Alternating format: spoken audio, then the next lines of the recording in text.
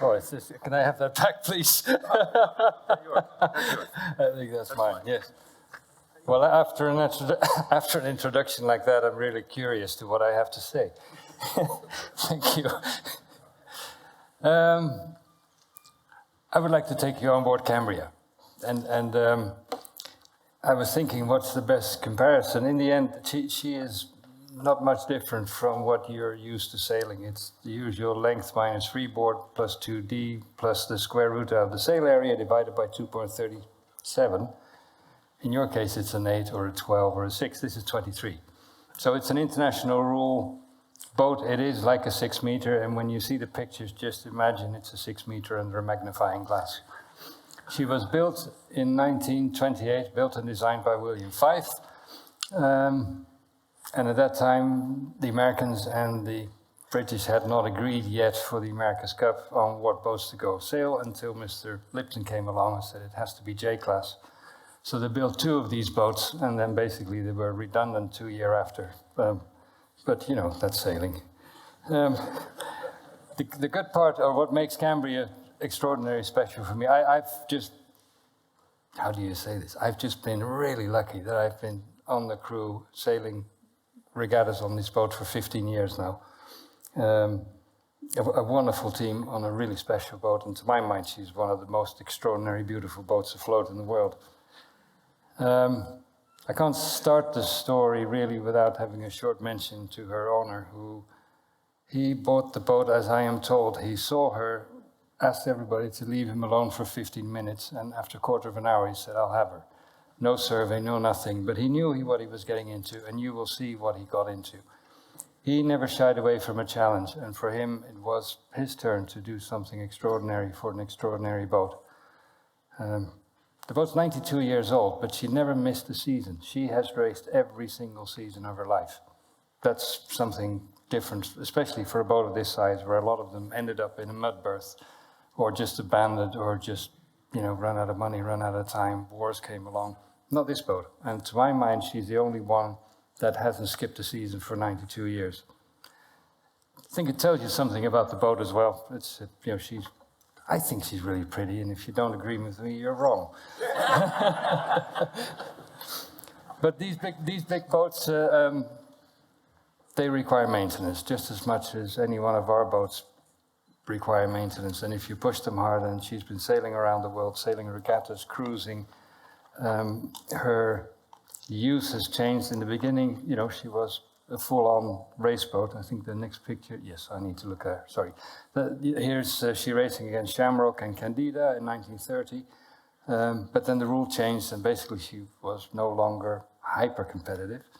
And these boats were like, oh, if you want to put a comparison down, these boats were the Kamachis and the, you know, the Super Maxis of those days. And in 34, 35, she changed the purpose and became a boat to be used for cruising. And she cruised Turkey and ended up down in Australia, New Zealand, and kept on sailing, always did. Every 20, 25 years, these boats need a big job. And I'll show you a few pictures of what that means. Where are we? Just to give you a little bit of an idea of the scale. Again, it's as I said, it's just a big 6 meter. The mast is 50 meter tall, and when we have a spinnaker, the spinnaker is 985 square meter. Then we have a mainsail of 450 and a staysail. So you have about 1,500 square meter sail on the boat. A lot of power, and you need a pretty good disciplined gang to sail them. The loads are phenomenal. It's not just get a few guys and sail away. You need to know what you're doing. There's very little rotation in the crew. If I look back, 75% of the race crew that we have has been on the boat for 10 years or more. And there's more on that, but if you talk about joy and beauty, I think this is as good as it gets. There's 2 things I would like to show you a little bit.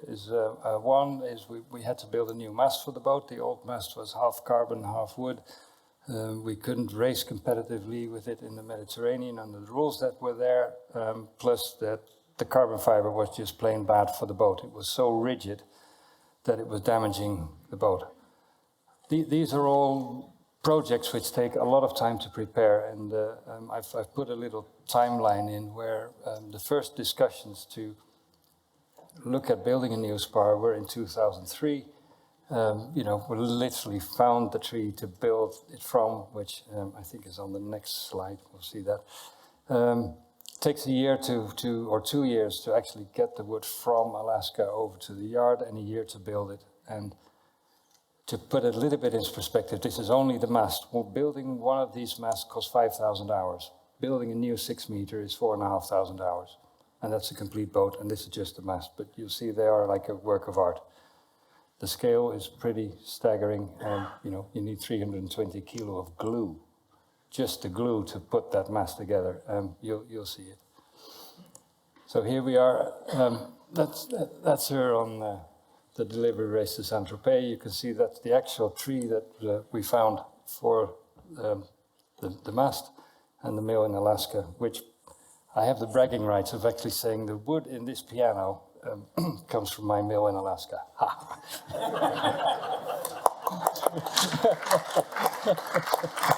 This is ugly sales pitch, but if at some points you see a really pretty piece of wood going on the slideshow, somebody needs to say, "Where did you get that wood?" And it sort of helps me to write this trip off as a text thing. All right, good. We're going to go quickly through on how you build a 50-meter long mast. You need a proper design, and we had 2 people who helped us with the design. Harry Spencer from Cowes, maybe some of you have met him or not, but he was one incredible character with an encyclopedic knowledge and a sense of humor that I don't know how to explain it. And the other one was Theo Rye, who unfortunately is no longer with us. They had an absolute key role in helping us to figure out how on earth are you going to build a mast of this size. There was no yard, there was no spar builder, there was no professional company in Europe at that time willing to accept the project. Had nothing to do with money. Nobody knew how to do it. To build that big, nobody wanted to take the responsibility. When I say we is not fair, it's they. I am only like a 2% of the whole thing. The rest is Chris and Dave and the whole team. But one of the things where we started, if you want to build and rebuild a boat of this size, and nobody's done it before, then try and figure out how the guys did it who did it before. And William Fife in Scotland, for him this was a routine job. Sure, it was a big boat, but he did it 100 times before. So if you want to figure it out how to do it, use that boat as a time machine and look what happened in those days when they were building them, side by side. You would put an order down for a boat like Cambria, 40 meter long. You talk to the yard and the designer. Sure enough, 5 months later, your boat goes in the water. That's how long it took. The pace with which they were turning out these huge boats were phenomenal. By studying the plans and the photographs and the yard correspondence of those days, that's how you learn to do these type of projects. I'm going to go a little bit random through, otherwise I'm already running over time, I think, or not. So we had to do test runs. We did trials on the actual adhesives that we could use, got the universities involved to do delamination tests. We had to figure out how to build clamps. We needed to make sure that we had the proper clamping, so we made, mathematical models on how many clamps do we need, what is the torque that is required to tension these clamps, what's the distance between the clamps, kept a temperature ratio. If you look at the size of the mast, it is fore and aft is about 600 millimeters, 60 centimeter, transverse is 40, and the wall of this mast, 50 meter high, is only 70 millimeter thick, 3 inch. That looks thin, or thick, but it is super thin. Here's a test run when we're trying to glue. How do you move a 50 meter long plank? Well, you just need a lot of people. So, you literally, whenever work was prepared, the guys basically would go to the pub and empty the pub and say, we need help, and everyone's going to get a beer by the time it's done. And you just line up 25 people and said, here's a brush, put glue on, because there's only that much time to put the glue on, there's only that much time to close the joint, and only that much time to apply pressure. Just need lots of people. The pub is great for that. Here's one of the, which I wish I had a pointer. If you build a hollow mast, you can't just go from hollow to solid. You get what they call a stress path. There's loads on the mast, and if you go from hollow to solid in one straight go, that's exactly where the mast is going to break. So somehow you need to ease into the solid and ease out of the solid into the hollow again. And it's pretty simple with a small mast, but here it's almost, that section is like building a boat. And on the right picture, that's where you see Chris chiseling it out. And this is how it looks like. And the size of where you are going into the hollow and to the solid, any one of us could just lie down there and just, it's the size of, tight, but it's about the size of the bunk that we sleep in. Here we have a look inside the mast. As you see, there's no epoxy treating or two-component. Everything is the old-fashioned way, which we've all felt was the right way to do it at the time, and still do. If you want to build something of quality, I think it is just as important to spend a lot of time on the things you don't see as the things you see. And I think this is a good example where you look inside the mast, and again, you can just lie down in this mast, but the quality of the workmanship inside the mast is impeccable. And no one will ever see it again. That was just a short glimpse in time, but it does prove on how you properly build and the attention to detail. Here we are closing her up. And this is where the real work starts. It's not entirely true, there's always something done. Now you need to round her. The mast is tapered, rounded. You need to scribe them. I'll spare you the detail, but this is roughly where it's happening. Pretty depressing when you take your hand planer and have to chisel, but it's literally, it's just people and time and people who know what they're doing. And once you've rounded the mast, you've got to sand her. And the name longboarding gets a different meaning when you have to sand over 150-foot length. But this is, by the way, someone needs to say, what a beautiful piece of wood. You get a free beer if you do. Okay, you got the beer, thanks. Thank you. Okay, so now we've got the mast round. Now we need to drill the holes. And again, if the holes for the fittings and the hounds and the tanks, you don't just scribe them on. They need to be drilled with the utmost accuracy. The reason for that accuracy is alignment. If she has rod rigging, her rods are about 30 millimeter thick. The loads on, if you look at the compression load in a spar like this, is around 65 to 70 ton static. So that's the load on the mast foot. It's also the strain that we have on the shrouds. So if one of those shrouds is not properly aligned and one is higher than the other, or drilled 1 millimeter out of line, then basically what we're doing is we're torting or we're skewing the mast and putting undue pressure on. So this has been, one of the, it looks primitive what we're doing, but it's been, to my mind, a work of art. What a beautiful piece of wood. Oh, thank you. Another beer.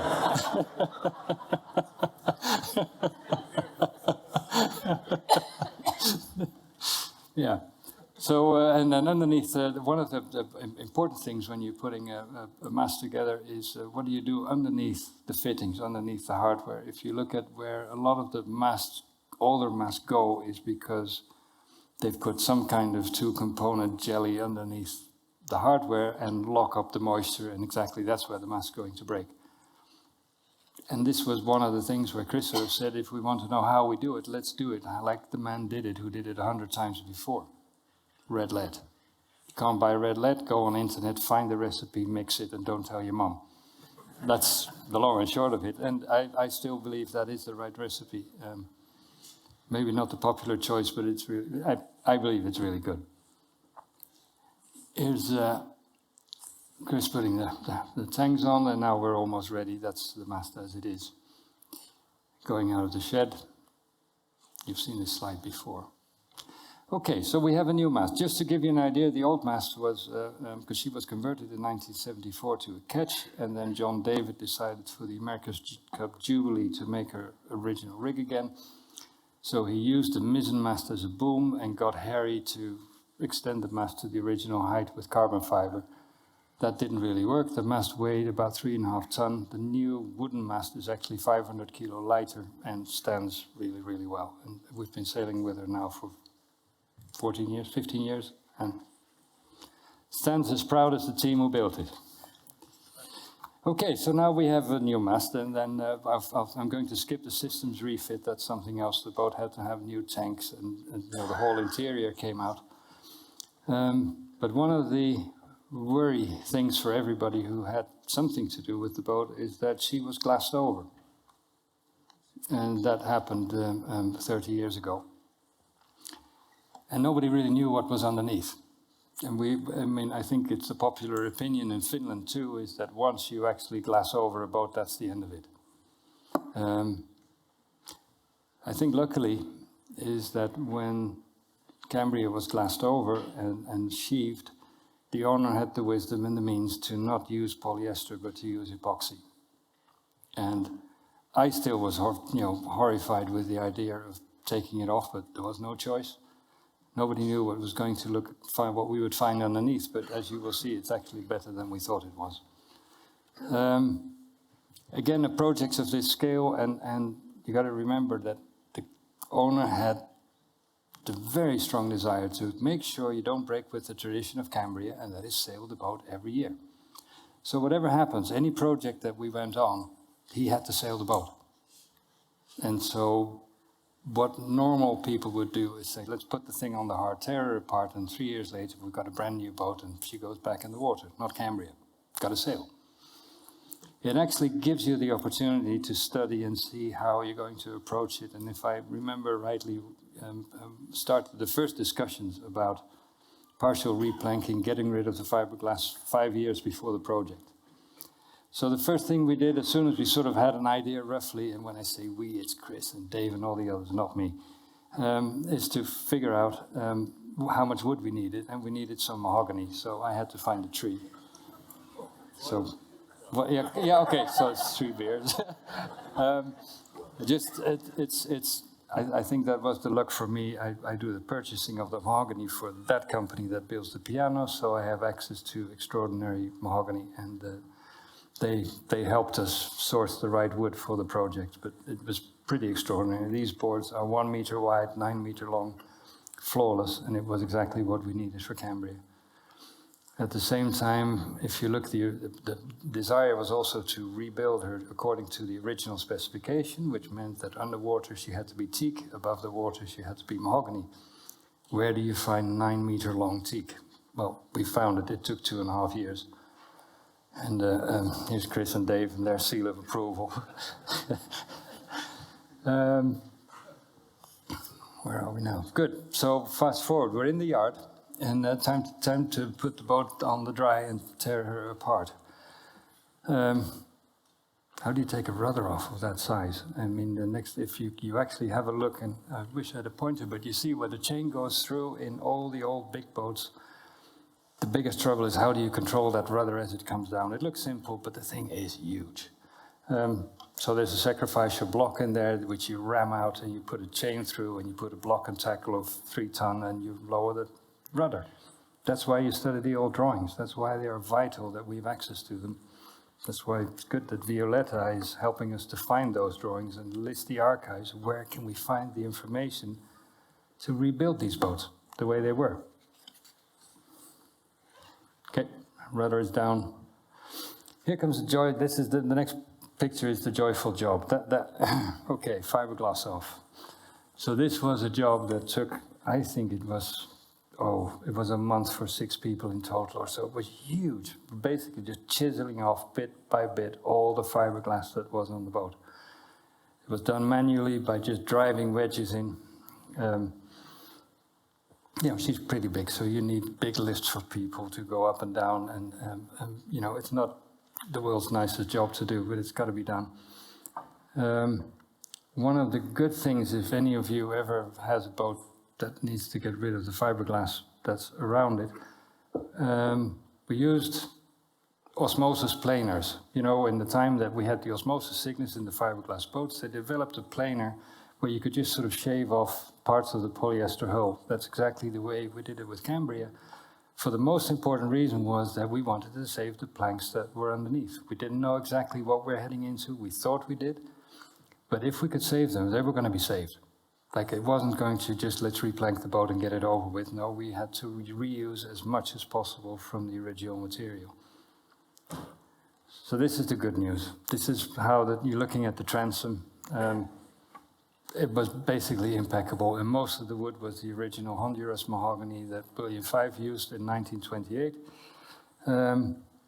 One of the real surprises was for me was, which it's believe it or not, it's tough to admit, is that the epoxy glass actually did a good job. And I think a lot of us just want to believe that it's bad. It's not. And I hate myself for saying it, but it's true. Without sheathing the boat with epoxy and glass, Cambria wouldn't be here today. Simple as that. One beer. Half a beer. So anyway, as we go through the project, it wasn't just that we had to go through the planking, the keel bolts had to be pulled.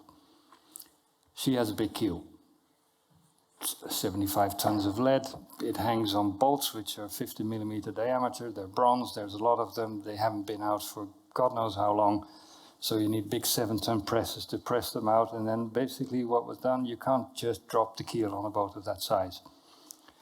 So the keel bolts were dropped every second one of them. So you would have half of them would stay in. They would be x-rayed and checked and then would go back in. And then you would take the other ones out and x-ray them.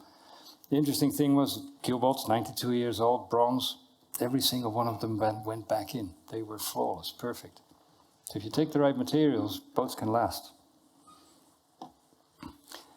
Okay, where are we going now? Right, take the interior out. I don't know if any one of you has been below deck. It actually looks pretty nice. This is what the goal was, but this is how she looks on the inside. And it's really lovely. It's exquisite, and her interior is really the way it was 92 years ago. Most of all the joinery is 92 years old. And what is not 92 years old, basically, you'll see the corner, that's the galley over there. You need to be able to cook for 28 people. Theo Wright redesigned it and basically looked at every single detail that William V have used. And only our own small little intimate group here right now and the people watching on Facebook know that it's not original. But if you go inside, you think it is original, and that's what he did extraordinarily well. The interesting thing is that Mr. Fife actually had realized that the boat might last a little bit longer than 2 years and that the interior had to go out. So again, you find the old drawings and you figure out how you can dismantle the interior without damaging it. And this is a boat with a saloon and a galley, and there's 6 crew quarters, and there's 4 guest cabins, and there's bathtubs, and the da-di-da-di-da, the whole shebang. Exquisitely beautifully made. But you can just take it apart, boom, put it inside and store it, and actually reach the full inside of the hull. Again, research, preparation, just don't go in with a screwdriver and a hammer. Think, and ask the people who know, or who might know, or look at archives, museums, dive in, prepare. So here's another one which used to be very lovely. Here we're in the forepeak. And the biggest worry on Cambria was not the wood. It was the steel. She was a composite boat, so she was built like Shamrock and many of the other big boats in those areas. The full structure of the boat was built in steel.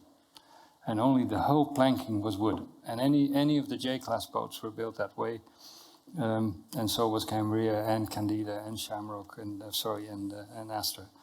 And the steel is a real worry. Here we are just moving out the tanks. Sorry. I've got to watch out, I'm talking too much. Okay, that's what we organized. We had a strip club. Very important. I can recommend it to anyone. If you're doing a boat, open a strip club. This is where it happens. Is basically you bring all the stuff that needs to be stripped and bring it to this. It is a beautiful strip. This is an expensive talk. It's beer number 4. Yeah. So that was basically three people for more than a year. All they were doing is just stripping back paint and varnish and just building up again. And we're going to go quickly into, there you go. I think the next picture is one I really like. That gives you a little bit of, again, the size, the scale of the whole project. It's really easy to talk about it, but try and do it. Mamma mia. There was a reason why the planks need to come off, and here we go. Iron sickness. So there was water trapped in between the steel work and the woodwork, and I think we all have had our own experience with mahogany and rusting steel. It becomes brittle and you can just break it like a carrot. Well, sure enough, there was plenty of that on Cambria. Here's a bit more of that, and those planks you couldn't save. No way. It's so far, and it's not the steel that has corroded all the way through. It's the wood which has corroded. On the steelwork itself. There was the rule of, I can't go back. On the steelwork, there was the rule, which was basically the rule by Lloyd's. If 80% of the original thickness remains, then the steel can stay. So again, Macon in Irvine got us all the original drawings, 120 plans from Henderson in Scotland. We've got all the individual specifications of each individual frame and plate and clamp and what have you. Went through them all, knew what the original thickness was, got rid of the rust and all the dirt and what have you, measured it. Are we still within Lloyd's, A18, yes or no? No, replace it, yes, clean it up, epoxy coat it, and Bob's your uncle. Sounds simple, big job. Fastenings. Any normal person would say, if I take a boat apart, throw the fastenings away. Well, there's 5,000 of them. They cost about €15 a piece, so there's about €75,000 in fastenings alone. You can build a nice boat for that. Apart from that, there was also the wish: can we actually keep them, yes or no? And here's the interesting one: is as the boat was torn apart, every plank went off the boat, every single plank. Not all at the same time. You do one by one. You make sure you keep the integrity and the structure in place. Bolts came out, tested, and they all turned out the original bronze bolts were all fine, and they went back in. The ones where they replaced them with stainless steel, they were discarded. Do I need to hurry up? Yeah. Okay. Seriously. I'm going to cut this one short. Yeah, not sure. Okay. I'll it's a good thing. You should just say out loud instead of, abandon race or something. Okay, I'll cut it short. We're still in the steel section here. This is a good example of where, the steelwork had to be cleaned up, grounded, needle guns, God what have you. It goes on and on and on. It wasn't all perfect. Some of the bolts came out like this. The stem came off. The horn timber was shortly removed. As you said, so the rudder came off. We exposed the keel. The whole boat was basically every single piece was inspected and came apart. 120 ton of wood and steel. Big job. These were, for instance, the original shear plates. They were fine. We could, needle gun them, epoxy them, and make them back in. Starting to replank. I'm just trying to keep Sampa happy here. And Beer would help. Just some more pictures of the steel work. There we go. There's one double shot in. Okay, here's a short one. Try to save the old planks. Normally you would discard an old plank. In this case, the decision was if the seams where we caulk are soft and the rest of the plank is hard, cut it off, glue a new piece on and save the old plank. That way actually a lot of the old planks could be saved, and rather than sort of just replanking the whole boat like most of the yards would do, save the old wood as much as you can. Okay. Glasses back on. Filler, now you need to fair her, and this is longboarding, so you've got a PVC pipe with sandpaper grid 40 on and 6 guys, and they just sand by hand. That's an enormous boat to try and make it pretty. Big job. And it starts to look like something like this. Kadoink. And there she comes out of the shed. Ta-da. That's it.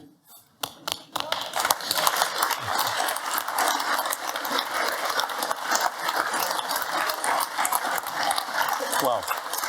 Thank you. What amazing refit, I would say. Just have one question to you. Seriously, John, how much?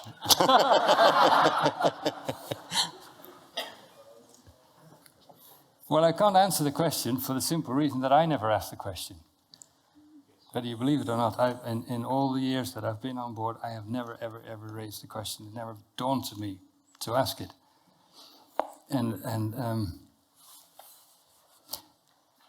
It's you know, if you it's not really cheap, and you can buy. Really? Yeah, no, you can buy a boat of this size, and for the same money you would get a lovely, really nice 35, 40 meter long motor yacht with 2 times 6,000 horsepower, burning 500-600 liters of diesel per hour. Bunch of permanent crew, pretty girls in bikinis and what have you, and like you'd look really good. And I think bottom line is, if you have the choice between spending your money on a great big motor yacht, which you look motor yachts longer than 35 meter at this moment, there's 400 under construction in the world. That crazy it is. 400. Hello? Huge. So here's your choice. Do you want to be... Hang on, I need to word this right. I'm sorry. Would you like to be associated with an obscene display of wealth or with a thing of extraordinary beauty? And I think I'll go for Cambria. That's a good one. Thank you.